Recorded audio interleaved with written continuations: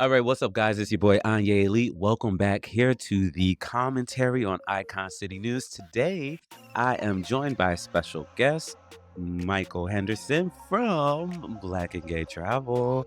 Uh, Alrighty, welcome. So glad to The honor. have you here today. Now, It's I a heard pleasure. you are the person to go to help the kids get out and about and to move around. They say catch flights, not feelings. And Booking told me that you are the person with the answers for that. Tell me about Black and Gay Travel, how you got started, and what you guys are all about. So I changed. The full name is Black Gay and Lesbian Travelers. I started in 2021. At the same time, I started my travel agency, BAG Travel, which stands for Black and Gay Travel. Okay. So before that, I was doing group trips and for Allegedly, friends, family, allegedly. The coworkers. lawyer lady up there in the booth is telling me to For say allegedly. oh, sorry, I, I think Wendy Williams was back in commission. Weird. She's my Charlemagne. I started group trips for friends, family, coworkers 12, 20 years ago. But I didn't really start treating it as a business until 2021, where I started the company. Um, I wanted to create safe environment experiences for the Black LGBTQ community, because I definitely got a feeling over the years that there is this hesitation to travel because of perceptions, fear, and it varies by gender too. Black males in particular. But you said it right the first time. The group's name was originally Black Gay Travelers. It was initially started to encourage black gay males to travel more. Black females, lesbians, not a problem. But there, you see them out and about. I think after that movie, How Stella Got Her Groove Back came out in the 90s, black females, period, just started spreading out across the world. Black males is Yeah, and I think there's like also a little difference in terms of how homophobia even affects men as opposed to yes. how it affects women, and that's like a global thing. And you're right, when you talk about travel, I think about places like Jamaica, I think about Africa, I think about the Middle East, and how those places can be unsafe, or at least have the reputation of being unsafe for gay people. And then I even think about someone like Brittany Griner in Russia. So the fears are real, they're out there. So how do you address that with Black and gay and lesbian travel? Black, gay, and lesbian travel. Number one is picking destinations that make sense, and even destinations that may have a reputation. Just like there's blue spots within red states, there are significant safe spots within some places that have a reputation.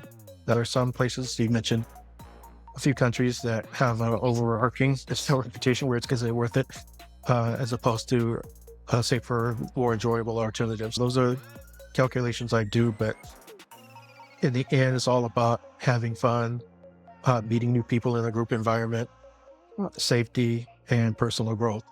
If I do a group trip, it's usually a place that I'm going anyway, and it's as long as I take it from the standpoint of, hey, who wants to go with me? Then it doesn't feel like work at all. It feels like creating a work of art on the canvas. I like putting fabulous itineraries together and just saying, wanting people to enjoy it just as much as I enjoy it. Travel is a passion. It's one of life's greatest teachers, and I think everybody should participate if they're given the chance. So let's talk about an itinerary. So what does a typical trip look like? Are you guys basically seeing the wonders or monuments, or what are you guys all doing when you? What does a typical trip look like? Yeah, I like to be monuments. To be frank, you can see all that on Street View now, so True. there's no reason to It's spend Google several Maps and thousand dollars everything. to do that. Yeah. Yeah, honestly, you probably get a better view because you don't have people's heads in the way in Street View. As far as my itinerary, I usually follow a particular formula. Number one, I pick a place, and then we have a few get-togethers, like social get to know each other's on the first, let's say, day or two, and then following days are get the lay of the land, and then subsequent days in the middle, I turn people loose basically after having already shared information of how to get around like a local. Okay. So I like to explore, and I don't like overly stuffed itineraries. I like people to have their free time to learn about the place they're in and even meet new people there in a safe kind of way.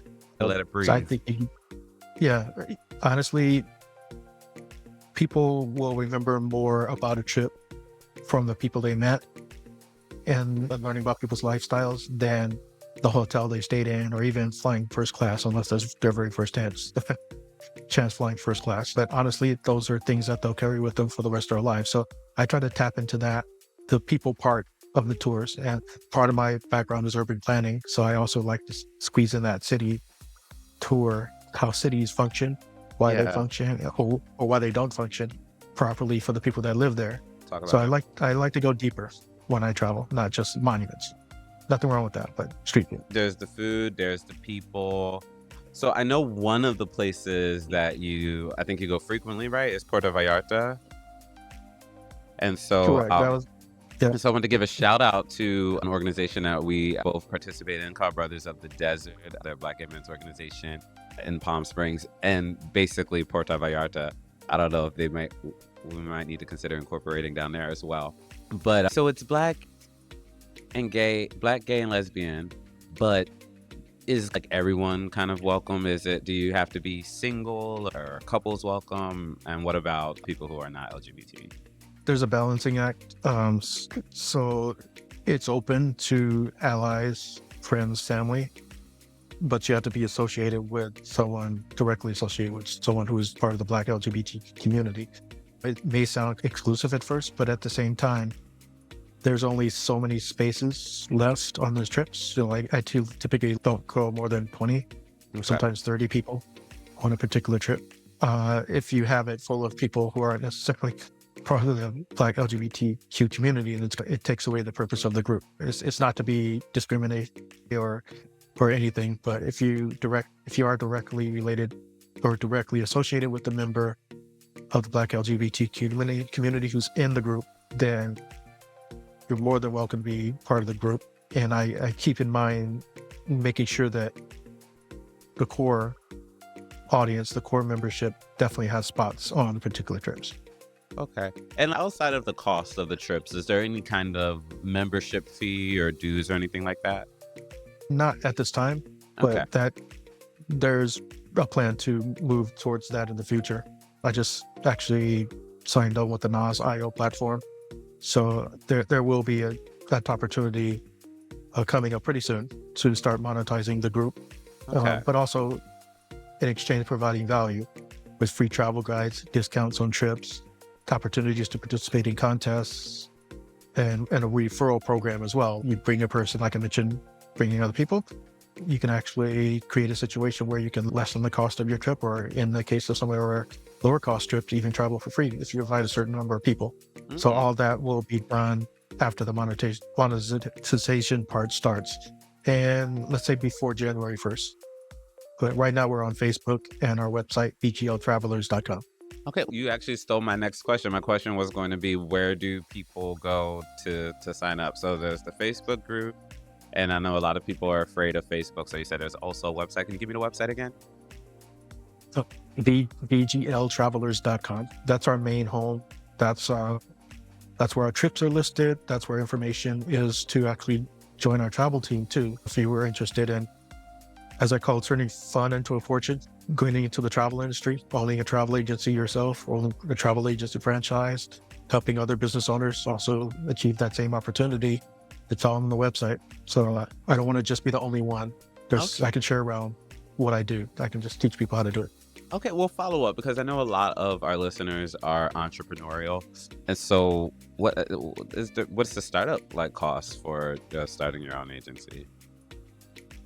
Startup costs would be, with our host agency, it's $179.95 one-time fee, and then it's $39.95 monthly, and then there's another $19.95 for the franchising fee. But you add all that up, it sounds like, oh, there's three things. It's two ongoing monthly payments and one-time payment, but you spread it out over a year. It's $2 a day to own your own business. Try to start up a Subway franchise for $2 a day, or it Actually, costs you like $2 million. And the income is unlimited, just based on how many people you want to bring into the business or how many trips you want to sell, or a combination of the two. So it's one of the best franchises to get in. And travel is the world's biggest industry at it's over 4 trillion right now. And there's plenty out there. It's just a matter of going out and getting it and teaching people how. Okay. Well, so we're going. I definitely hope that you come back to the show because we have to get more into that. But I do want to thank you for coming. Before I let you go, though, where are you going next? What is the next trip? The next trip is next month, actually, Thailand. So I'm tutoring. So I'm actually having a promotion. If people deposit by the 15th of October, they actually will get a certificate for a free 4-night cruise. So that's something travel agents could do. I can do that before I was an agent. If they book by October 15th, I will give people a certificate for a free night cruise. And I believe there are still 5 spots left for our November Thailand trip. It's November 11th through 18th. We're going to Chiang Mai in the north for the world famous Lantern Festival. If Hmm. you don't know what it is, get on YouTube and type in Thailand Lantern Festival, and your eyes will pop out of your head. It's one of the most amazing events in the world. If you ever been to Thailand, the food is amazing, so it's going to be a great time. Wow, it does sound incredible. Thank you so much for coming. To learn more about Black gay and lesbian travel, visit. Give me the website one more time. Thank you. bgltravelers.com. bgltravelers.com. Thank you so much, and we'll be right back. Thank you for having me. Thank you. No problem.